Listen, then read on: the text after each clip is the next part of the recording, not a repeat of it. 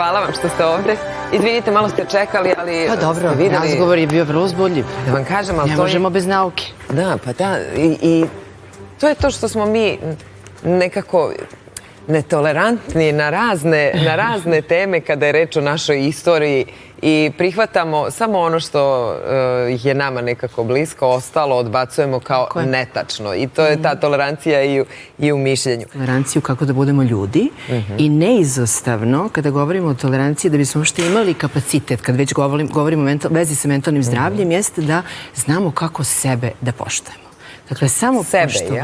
Kažete, ajmo da potenciramo nešto, pa makar dajući... Dakle, nije ova tolerancija o kojoj sada pričamo, jeste tolerancija koja vidi, razume, sluša, uvažava, stavlja akcenat na ono što je prioritet, a to je između ostalog da neko ko u nečemu se različite načine, drugačije nego starije generacije pokažu da ih nešto ne interesuje, da se prosto isključe, da selektuju informacije koje do njih dolaze i oni žive u onome što se zove onaj digitalni vakum ili eho, gde slušaju. Da biste mogli, dakle, na osnovu svoje, pa zašto vas to pitam? Čini mi se da vrlo teško prihvatamo, recimo, evo, migrante.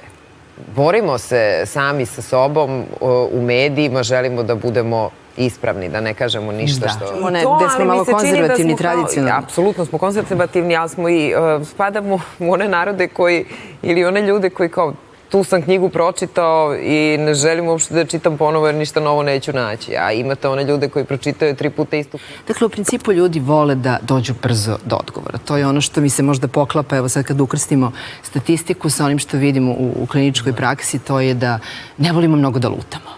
Volimo da budemo viđeni kao da znamo i volimo da brzo zaključimo. Nije ni to loše. Ali to ide i uz to. Rizik su predrasude. Tako je.